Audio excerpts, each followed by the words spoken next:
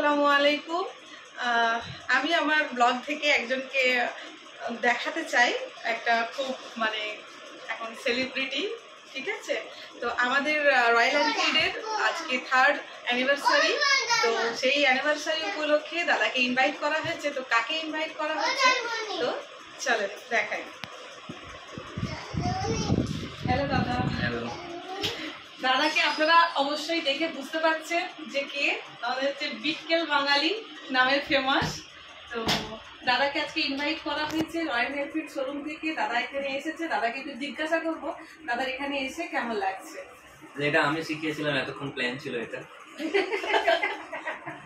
প্রথমে ভিডিওটা করার, এখানে এসে তো খুবই ভালো লাগছে, আরো ভালো লাগবে, খাবারটা তাড়াতাড়ি পেয়ে গেল।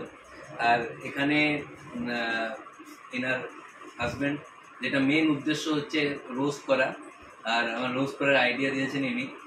তো আমি বললাম যে রোস্ট করলে রেগে যাবেন কিনা, বলছে না আমি রাগি না, বউয়ের উপরে, তো আমার ওপর নাকি রেগে যেতে পারে। খুবই দুঃখে বসেছিল। আমি বললাম যে বিয়ে তো হয়ে গেছে, এখন দুঃখ করে কি হবে, ডিসিশন তো আগে নিতে হতো। এখন হাসছে, আবার ভিডিও অফ হওয়ার পরে আবার মন খারাপ হয়ে যাবে। তো এবার আমি এসছি, তোমার কেমন লেগেছে? ঢপ মার, বলো ভালো লেগেছে?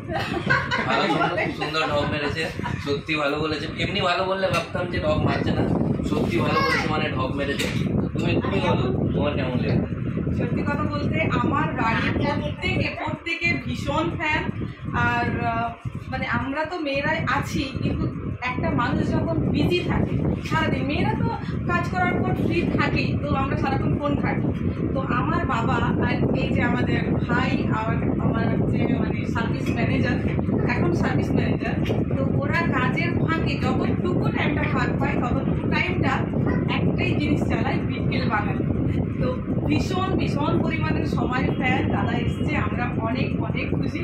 দাদাকে তো যেতে চাইছি, যেতে দিচ্ছি না, কারণ আমরা আমি যেতে চাইছি না, দাঁড়াতে চাইছি, খেয়েই যাবে। আমি ভাবলাম যে আগে পাঠিয়ে দেবো, খাওয়াটা বেঁচে যাবে, কিন্তু দাদা যেতেই চাইছে না, খেয়ে যাবে। তো থ্যাংক ইউ দাদাকে এখানে আসার জন্য, অনেক ধন্যবাদ, অনেক ভালো লাগলো। আর আমার বরটাকে একটু হাসাও, কিছু একটা এমনি তো এমনি হাসছে। এখন আমরা আছি বলে হাসছে, পরে যখন আমরা চলে যাবো তখন তো শুধু বউকে দেখতে হবে, তখন একটু মন খারাপ হয়ে যায়। ভাবি না ডিসিশনটাকে ঠিক ছিলাম, ঠিক আছে, এখন আর ভেবে লাভ নেই, আপনারা ভেবেছেন। দাদা না খেয়ে বাড়ি গেলে খুব ভালো লাগবে।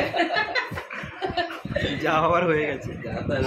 ওকে, সো গাইস, বাই বাই। দাদা এখন যাবে বাড়ি খাওয়া দাওয়ার পর।